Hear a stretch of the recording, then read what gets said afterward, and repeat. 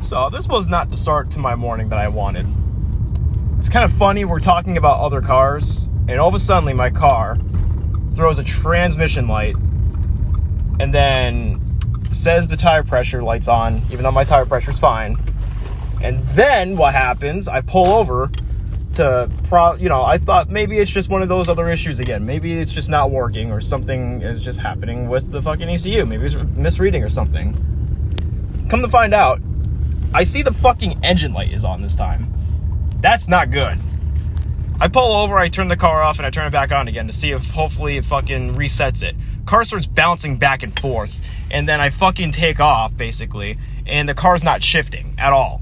So I think I'm not driving you for the rest of the fucking week, is what I think is going to happen here, Bullet. Sorry, but you're misbehaving. Soon after. I apologize for that little tangent earlier this morning. So I am back in the RS5, and surprisingly, it started up after work, and I'm in reverse. Surprise! The car is actually fucking driving. Not exactly sure how that happened, but you know what? Unfortunately, I'm gonna have to take my chances and try and somehow make it home. So after a lot of digging, even at work today, we're probably gonna look at a new transmission. As much as I can't afford that right now, to be quite honest. A new transmission with this car is around $13,000. Let that sink in. $13,000. That's a lot of money that I don't have. So, I know owning a car like this, you should be experienced. You should have money. You should this, that, the other thing. I'm sorry. A lot of people don't have $13,000 laying around in their account, and unfortunately, a lot of people aren't willing to pay $13,000 for a repair for a car. Even a car like this, people would most likely give it up.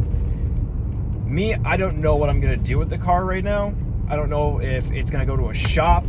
I know my warranty is not going to cover it because I've had issues with my warranty before, and they didn't cover my initial request to have it replaced because of a situation with the DSG oil change.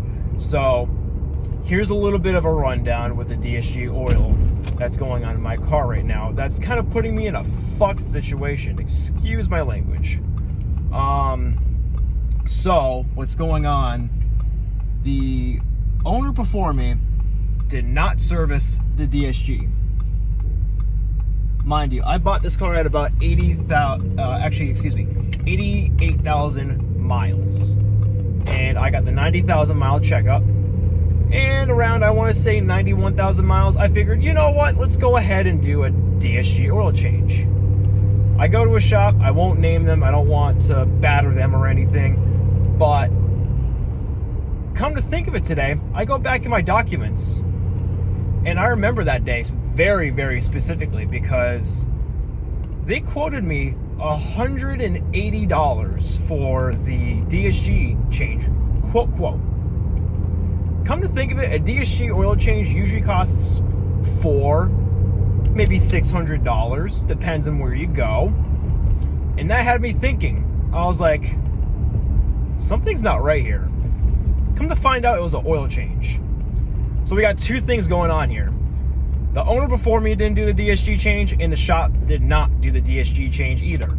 So now we're kind of in a bad scenario here. We're at 110,000 miles, almost 111,000 miles on this car, and no DSG oil change since 45. This is about 60,000 miles now, about double the lifetime of oil for DSG fluid. That's not good.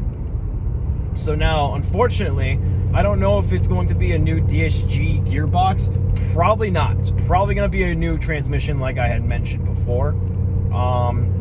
So I'm in a particularly flustering situation as of right now. So I don't know what I'm going to do, but I'll definitely give you guys a nice update of what happens next. So stay tuned.